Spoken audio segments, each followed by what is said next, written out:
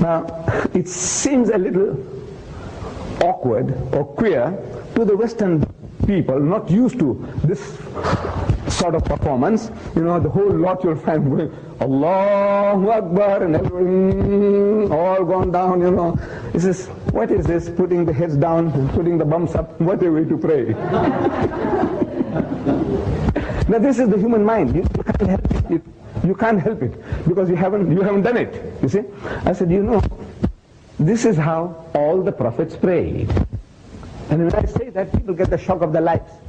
I said, this is how all the prophets prayed. You get the shock because you have been reading, but you didn't catch the message. You see, I might quote from the Old Testament. I'm quoting. It reads, and Abraham fell on his face and prayed to God. And I'm quoting again.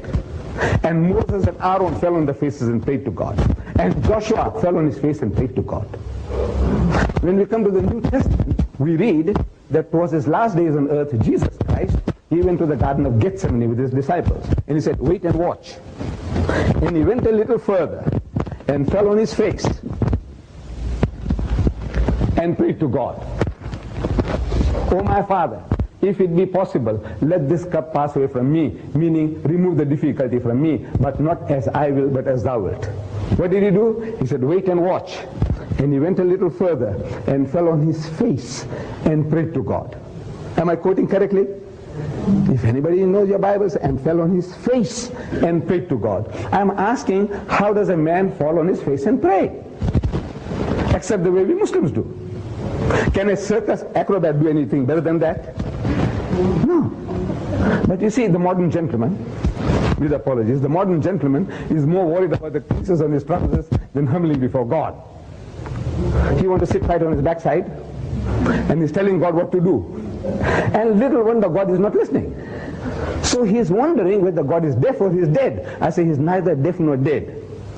See, there is a means of approach that the spiritual physicians of mankind, Abraham, Moses, David, Jesus, Muhammad, they all set as an example which we should do well to follow. But of course we are better than they, aren't we? That's what you going to do that? You know, falling down like that. But this is what God Almighty, the prophets of God, they humble themselves before the Lord. Now skeptics might tell us, skeptics, you know, our materialistic friends, they say, look, does God need that? Is he hungry for that? I says, no, he doesn't need it. But I say, you need it. We need it. Psychologists, they tell us that our bodies are more directly under our control than our minds. If you can humble the body, you can humble the mind. That's what the psychologist says. You know, for example, let me give you an example, a very crude example. I want some 50 cents from you, 10 cents, 50 cents from you. So I come to you, you know, very humbly, you know, madam, you know, I'm hungry for 3 days, I haven't eaten. Please, if I can have 50 cents. You see, I might be putting up an act. And once you do that, you know, even genuine tears can come out of your eyes. My God, I tell you, you know, if you try and put your heart and soul into it, I need that 50 cents from you. You know, so please, you know, my children are hungry. And I can shed genuine tears. Not glycerin tears, what you see in films. You know. Genuine tears can come out. You know, you put your heart and soul into what you are saying, because now, this body of yours, you can make it to do anything. And while you're doing that, the mind also falls in tune. So if you humble the body, you can humble the mind.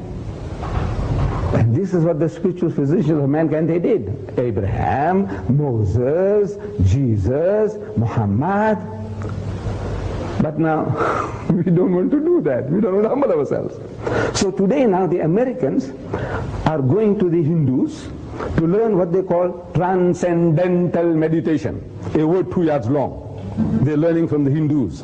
And they're paying through the noses in the process for learning transcendental meditation. I said, you know, this is the common property, the common birthright of every Jew, every Christian, every Muslim, if they only followed in the footsteps of their own prophets. But since you have lost touch with the teachings of your own prophets, now you have to go to the Hindus and learn transcendental meditation and pay through your noses in the process.